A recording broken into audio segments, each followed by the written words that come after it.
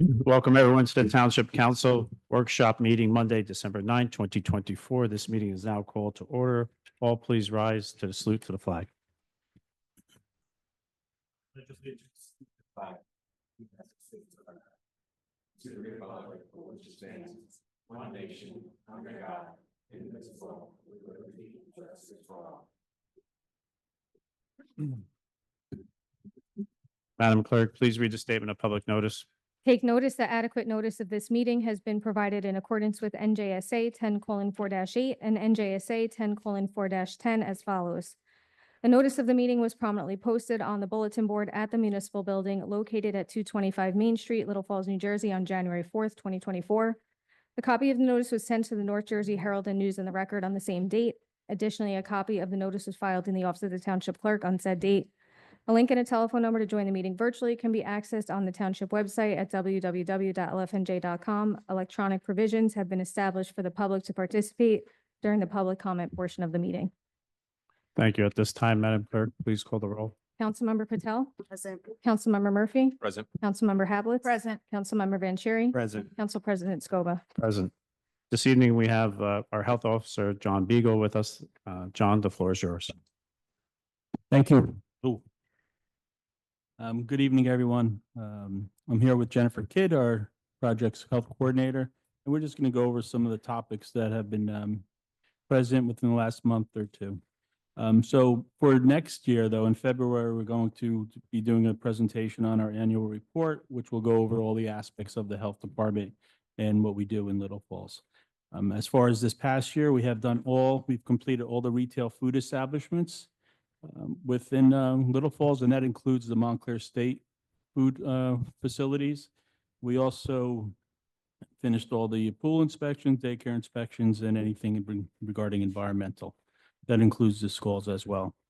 The health department received a survey that we had to respond to from the state health department regarding response capacity surge, and that is regarding the possibility of avian flu, the height of avian flu, which, not to get anyone nervous, but it's just, there has been no human-to-human transmission, and pretty much there's been no cases in New Jersey.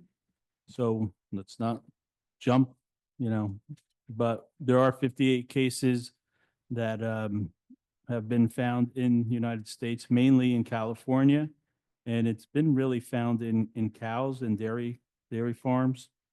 Individuals working with the cows have been associated with the avian flu. It's also with royal milk as well. So we are keeping an eye on that. It's something that we monitor. The state monitors, and then any issues that they feel that we need to, address, we are, the locals are there to work with them. We also work with, I received something called epicenters, and it's a indication of any type of anomalies in the hospitals. And of course, now we're starting to get the height of flu season and COVID, and we have found that in the hospitals, there's an increase of GI episodes. So possibly norovirus, which you'll find usually this time in January, which is basically the 24-hour flu.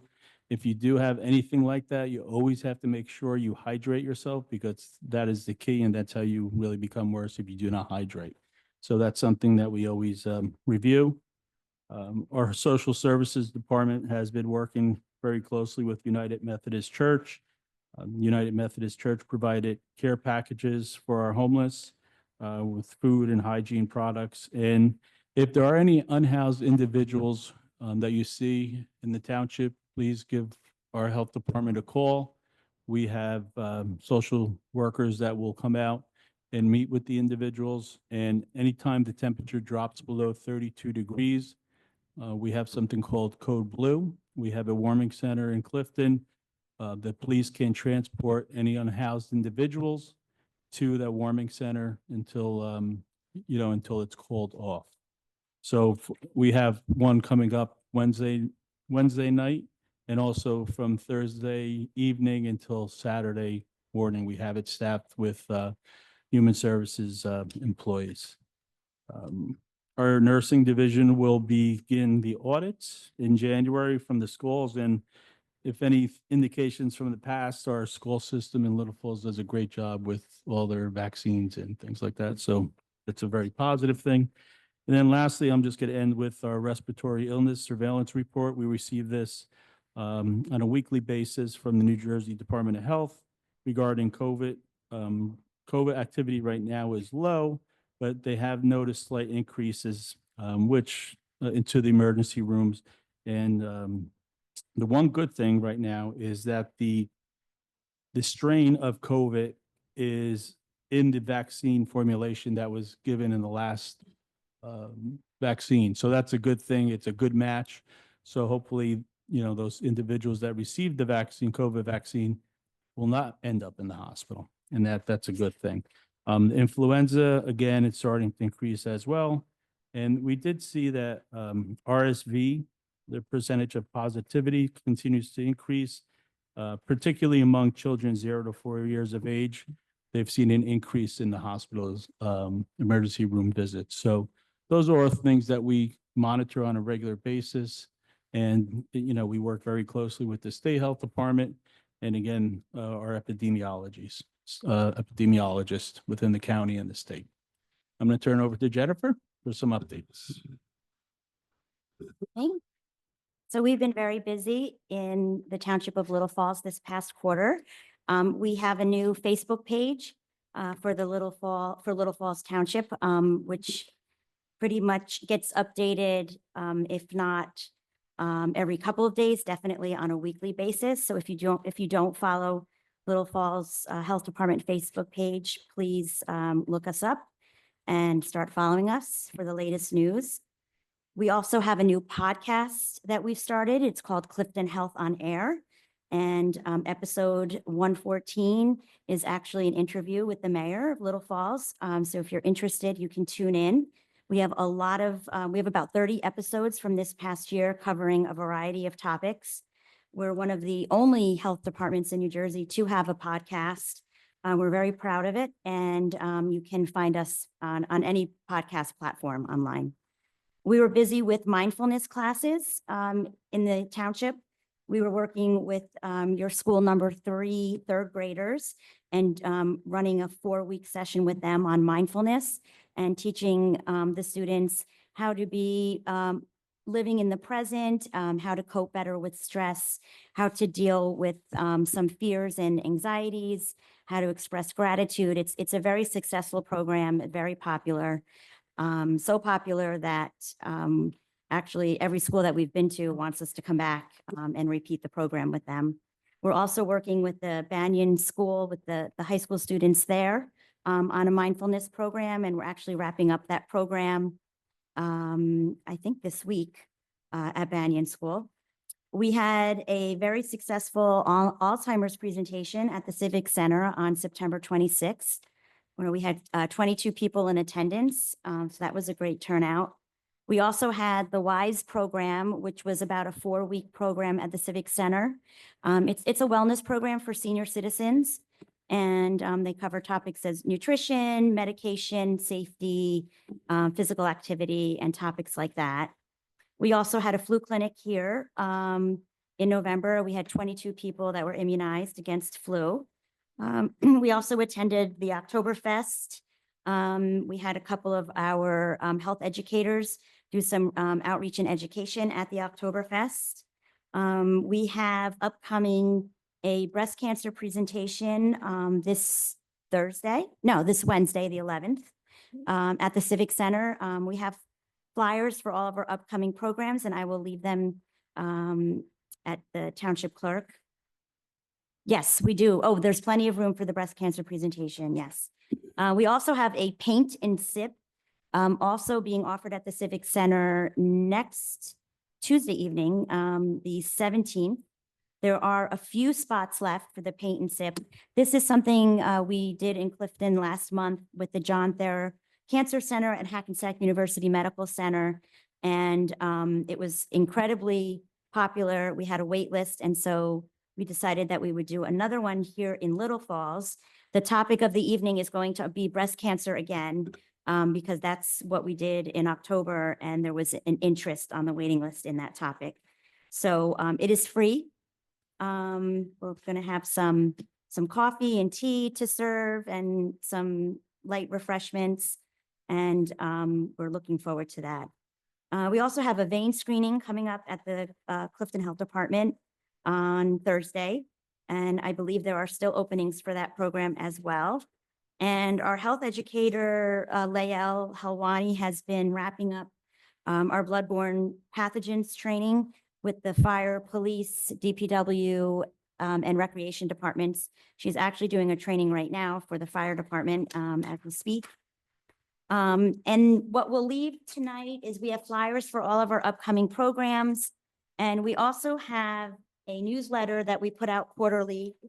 Our fall newsletter was published recently, and we have a page that is dedicated to the Township of Little Falls within our newsletter. So we will leave those with you as well. Oh, yes. And we also, we applied for a grant from the Chilton Hospitals Foundation. It's a grant so that we could provide mental health first aid training to the community members here in the Township of Little Falls. We have not heard yet whether or not we have made it to round 2 for the grant, but as soon as we hear, if we have been accepted into round 2, then we will prepare the application so that we can offer this very vital training to the community.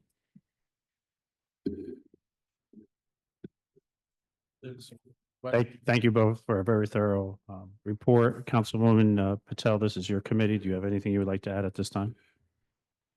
No, just thank you for all that you do. It's always a pleasure to work with you. And I'm excited to see what we're going to bring to Little Falls next year. At this time, will allow anyone who would like to ask any questions or comments. We'll open up the floor. Please approach the podium.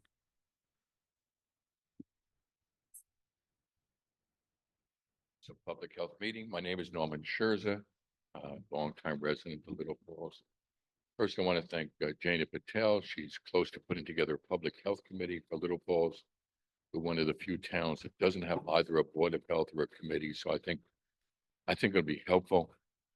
One of my colleagues, Ani Krotkin, has been advertising and asking people to submit their names if they're interested, Jana. And John Beagle and I have spoken on a number of occasions. And one of the things I've asked him to do is to take a look at the services that citizens get in Little Falls versus those in Clifton. And are there differences? And if so, what are they? And what would it cost to, because money is always an issue to remedy it. I'm an old public health guy. I think you know my background. I worked for CDC. I was an assistant commissioner of health in New York City. And I want to just mention something about a threat to public health that we're facing. First of all, the unexpected is always the stuff that undoes our preparations, and it's hard to tell, you know, what new virus lies around the corner. But we do know a couple of things. One is that people are fatigued about the issue of vaccines. And so I think that we need to be really concerned about whether or not we can maintain the level of vaccines, whether it's for flu or RSV or COVID or what have you, at a level that we've had before. And without getting into politics, we're also facing a change in the leadership of public health in this country. Possibility is that we will have a new director of Health and Human Services who believes that vaccine causes autism. It doesn't.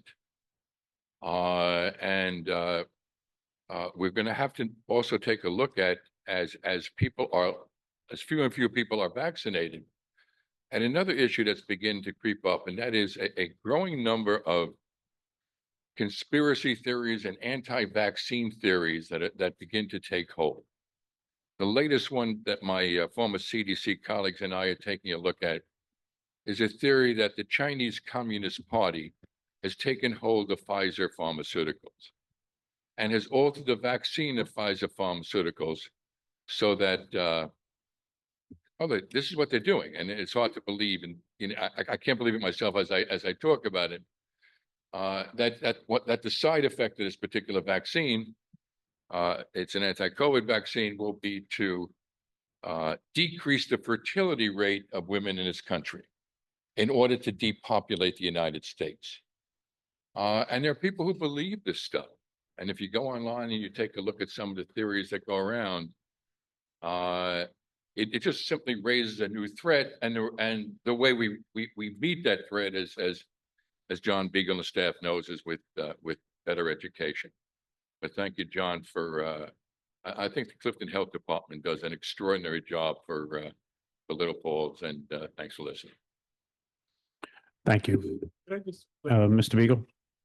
I just need to clarify, anything that the Clifton Health Department provides, any service, is the same service for Little Falls residents. So there's no difference in anything that we provide. I just wanted to clarify that. Thank you. You're welcome to stay for the rest of the meeting, but you're also welcome to leave. Thank you. Happy holidays, everyone. Happy holidays. Yeah. Thank you. Thanks.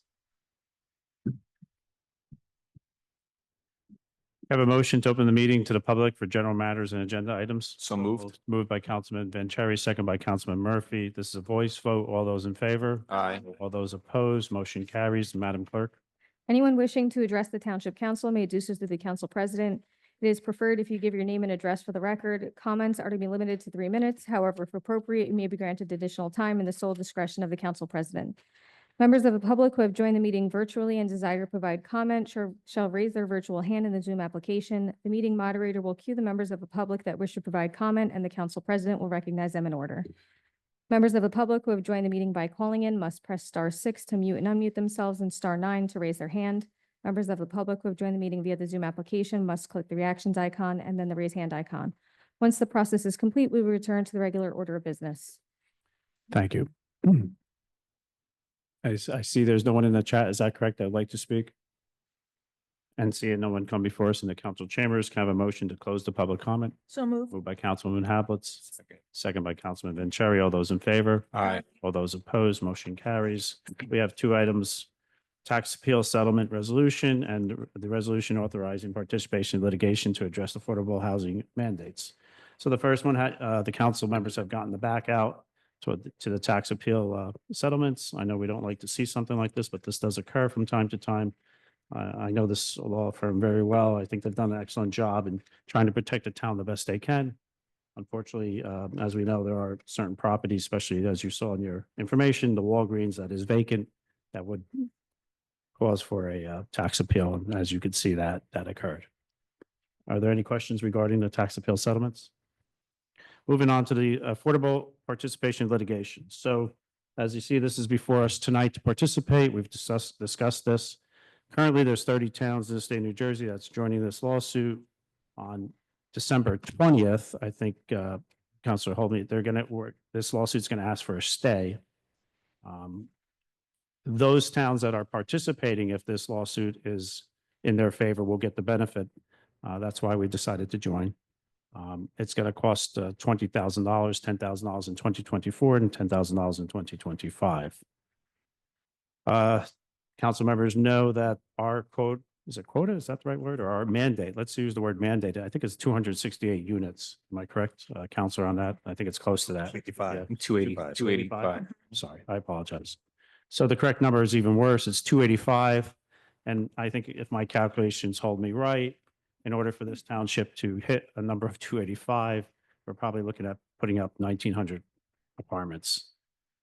So are there any questions regarding the resolution in the litigation to address the affordable housing mandates? Can I have a motion to approve resolutions A through C? So moved. Moved by Councilman Second. Murphy, second by Councilman Vanchery. This is a roll call. Please call the roll. Councilmember Patel? Yes. Councilmember Murphy? Yes. Councilmember Havletts? Yes. Councilmember Vanchery? Yes. Council President Scoba. Yes, can I have a motion to approve the following applications, which is the Unico Passaic Valley raffle, which will be held on 3/12. So moved. Moved by Councilman Second. Murphy, second by Councilwoman Hablitz. Please call the roll. Councilmember Patel? Yes. Councilmember Murphy? Yes. Councilmember Havletts? Yes. Councilmember Vanchery? Yes. Council President Scoba. Yes, Madam Clerk, please read ordinance 1505. Second reading and public hearing of ordinance number 1505, an ordinance entitled Ordinance of the Township Council of the Township of Little Falls in the County of Passaic, State of New Jersey, amending Chapter 218 Stormwater Management of the Code of the Township of Little Falls. Thank you. The public hearing on ordinance 1505 is now open. Don't see anyone that wants to speak on 1505. We'll close the public hearing on ordinance 1505 is now closed. Can I have a motion to adopt 1505? So moved. Moved by Councilwoman Patel, Second. second by Councilman Vanchery. This is a roll call. Please call the roll to adopt 1505. Councilmember Patel? Yes. Councilmember Murphy? Yes. Councilmember Havlet? Yes. Councilmember Vanchery? Yes. Council President Scoba. Yes, Councilman Murphy, why don't you lead us off? Thank you, Council President. I'll be quick tonight. We do have a Domestic Violence Prevention Committee meeting tomorrow night. But due to some conflicts, we will be switching that to a virtual meeting, and we will be changing the time to 6 p.m. from the original 7 p.m. meeting. So if anyone does want to join, just shoot me an email. I'll send you the Zoom link over because it won't be at Town Hall anymore. We'll be having it on Zoom. Did want to thank John Beagle and his team for doing a fantastic job. I did hear a couple of residents actually speak this weekend about the Health Committee. So it's good to see all that they're doing, all the programs that they're bringing, and for Councilman Patel for spearheading that as well. I think that's all I have, Council President. Thank you. Thank you, Councilman Murphy. Councilman Vanchery. Thanks, Council President. I also echo, thank you to John Beagle and Jen from the Clifton Health Department for always being here and providing us with detailed updates on a consistent basis. Some updates from me. I do want to say thank you to all those that were involved in the holiday parade. It was amazing. So kudos to the Woodland Park Total, Little Falls Fire Departments, Police Departments, DPWs, OEMs, everybody that was involved to make this event happen. I thought it was a great night. You could see the smile on so many people's faces along the route as they watched all the different trucks and apparatuses come by. So it was really nice. And kudos for the PD for coordinating everything on our end as well. Of course, there were a few trolls on Facebook that complained because, well, they always complain about everything, but it was nice to know for a couple hours you can just kind of enjoy something and not have to worry about it. So again, thanks to all that were involved. And I do think as a council, we need to be on a float next year. I think, we need to plan that instead of standing on the curb. I think we need to be there. If there's a heater. Yeah, and I think Councilman Murphy can bring the DJ equipment. I think we can have some fun next year, but I think we should be on a float. We can play the music instead of shipwreck. So, couple other things I did want to mention. I also wanted to say thank you to the Little Falls Police Department. At our last meeting, Chief Brawl mentioned that AAA was recognizing Little Falls as well as myself for the Community Traffic Safety Awards. There was a luncheon last Tuesday. Unfortunately, my other job got in the way. I could not, get out and attend to receive the award, but I had a chance this weekend to stop by the police station, and Lieutenant Hoyt, who actually nominated me, presented me with the trophy. So it was pretty nice. It was great to see the work that's being done in town by the police department, the traffic department, transportation committee, to be recognized by AAA, and I always say, there's still more work to be done. We've done a lot of good things, and, there's still more to work on, which leads me into my next update. So we got some good news on Friday, myself and Mr. Quattrone and the mayor from the county. We have been waiting on an update in terms of whether or not we could pursue changing all county roads to 25 from 35. Because as you know, there are 3 roads, Main and Long Hill, as well as Stevens and Ridge, that still have the fluctuation where it's 25 to 35. So we heard back on Friday from Jonathan Para, the county engineer, who let us know officially today that we can go ahead with the next step of adopting an ordinance on our end. So it'll come through hopefully next month. We'll work on it with Council President Scoba and Mrs. Kraus, that we would adopt on our end. Once that is finalized, we would then send our approved ordinance to the county. It will be reviewed one last time, and then it'll be on the county's agenda to vote. Once that is adopted, we can coordinate doing what we need to do to officially change all the signage and all the different warnings, but then also from a social media standpoint and other communication channels, make sure that, the PD is getting that information out there, and obviously go through the proper trainings with that. The other thing that we're going to have to do as a next step for myself and Mr. Quattrone is Mr. Quattrone is going to reach out to the Cedar Grove business administrator, because with Ridge Road in particular, and this was something that came up when discussing this with the county engineer, is, our speed limit is 35 and theirs is 40. So if we change Ridge to 25 and theirs is 40, it's a huge, gap in between, especially as you hit the reservoir area as you come into Little Falls. So Mr. Patrone is going to reach out to the Cedar Grove BA because he's aware that we were working on this, as is the Cedar Grove Police Department, because the traffic departments had been in contact to see if they would consider doing the same thing and maybe drop down the speed limit from 40 to 30, if not 25. And then what I'm also going to do is reach out to the Essex County Executive's office as well to see if they can help with this process. This way, ideally, it would be nice not to have a 15-mile gap once you hit the reservoir and pass the Little Falls border into Cedar Grove. But it's good news for sure. This has been a long time coming. So it's we're a step closer. So looking forward to bringing this to the agenda for everybody to look at in the coming month or so. That's Right. it for me. Thank you. This is what we set out to make the town almost every road 25. Am I correct? Where we Yes, set yes. this go out quite a few years ago. Yeah. So it's not confusing when motorists are driving through town. What's 35, what's 40, what's this, what's that? So it's 25, it's 25 it is, and that's what it is. So that's really another piece to that. So good work on. Yeah, and the one thing I'll say too is, and if you ask the police department, sometimes it's as you're monitoring, especially like a Main Street or Stevens, it fluctuates and you stop and go and you're trying to figure out, okay, what is it? So having that consistency is key. And one last thing, Council President, if you don't mind, I forgot, I want to make sure I mention it. This Saturday at 9 o'clock, Passaic Valley High School, the Little Falls PBA is actually holding their annual breakfast with Santa. It's free to all Little Falls residents. So please stop by. I got a text to say, make sure you mention it today. So just wanted to remind everybody to. Thank you for informing the public of that. Councilwoman Hablitz? Thank you, Council President. I just had to cross off something off of my list because Councilman Cherry ticket, but that's fine. Just Wow. Some That's a- library updates. I'm sorry. There will be a Polish cultural Christmas with dancing and Polish food on Sunday. That is the 15th at 12 p.m. Also, there will be Read with Daisy, which is the certified therapy dog, this Wednesday at 6 p.m.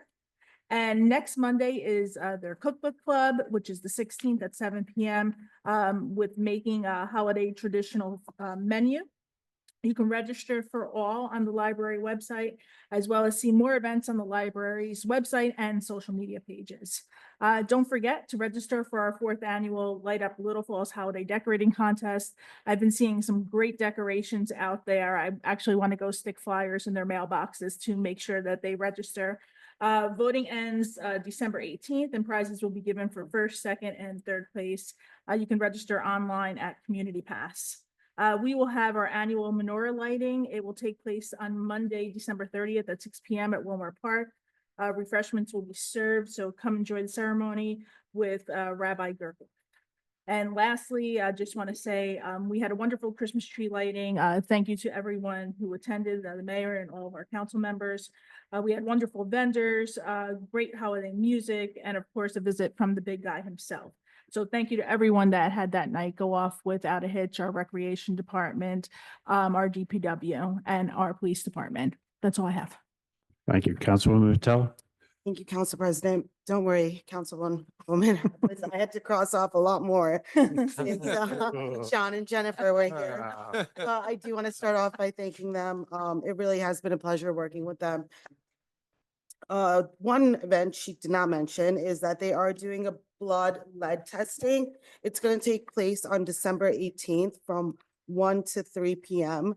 It's for children that are 6 and under, and it's going to take place at their satellite office in Clifton, which is 207 Parker Avenue. And then for my first meeting as chair of the Public Health Committee, it's going to be on January 15th at 7 p.m. here at Town Hall. So anyone that wants to join, just let me know or just show up on that day. That's all I have, Council President. Thank you, Councilwoman Patel. Councilor Wenzel, I'm going to yield to you. Just if you could explain briefly to the public and what a stay would mean if this lawsuit was successful in getting a stay. Okay, so just to be clear, this litigation is before the Mercer County assignment judge, Judge Logie. And based upon my information, that is the day for the order to show cause to be heard. that order to show cause could result in a multitude of determinations by Judge Logie. Number one, he could completely agree with the municipalities and on that day, basically state that there is a sufficient likelihood of success on the merits of the claim, and therefore he would enjoin, and I want to use the terminology here differently between enjoining and staying for a particular reason. He would enjoin the continued application of the statute because, as I've said to you before, if this were to go forward, you have an obligation by the end of January of 2025 to enact a resolution as to the number of affordable housing units that should be in your perspective need for the next 10-year period. So Judge Logie could do that. Judge Logie could also say that that this is such a big issue that he can't render a decision on that day, and that he needs some time to consider and digest all the various aspects of this, and then enter a stay. The point of the stay would be for him to say, I need time to make a determination as to where I'm going. The stay would effectively serve the same interim purpose as enjoining. Enjoining is really what the parties are seeking. A stay just holds things off temporarily.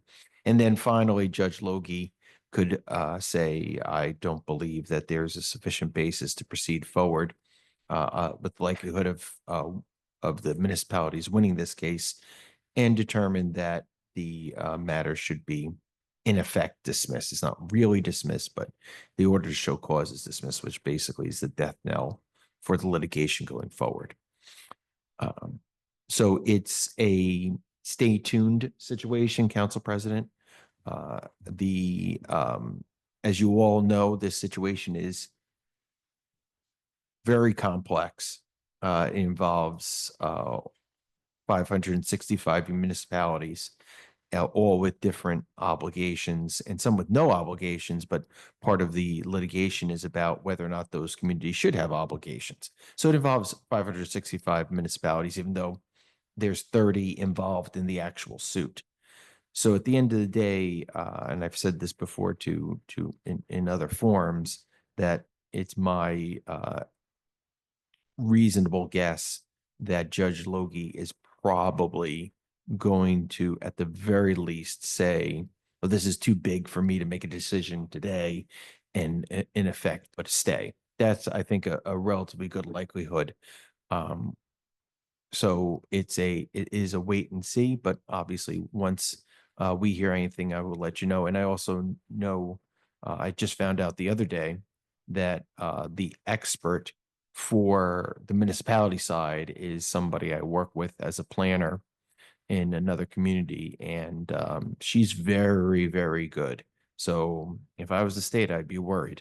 But in any event, that's where we are. All I do know that Judge Logie, in his previous career prior to being judge, I believe he worked as a state AG for a number of years, I believe. And he's known as a very thoughtful, methodical individual. So once again, I think that all those factors kind of lean towards, at the very least, him not making a determination that day. Thank you. Can I have a motion to open the meeting to the public for agenda items? So moved. Moved by Councilman Vanchery, second by Councilman Hablitz. All those in favor? Aye. All those opposed, motion carries. Madam Clerk. Anyone wishing to address the Township Council may do so through the Council President. It is preferred if you give your name and address for the record. However, if appropriate, I'm sorry, I lost my place. It's preferred if you give your name and address for the record. Comments are to be limited to 3 minutes.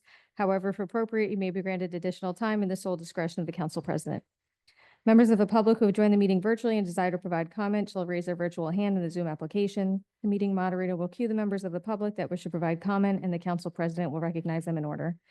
Members of the public who have joined the meeting by calling in must press *6 to mute and unmute themselves and *9 to raise their hand. Members of the public who have joined the meeting via the Zoom application must click the reactions icon and then the raise hand icon.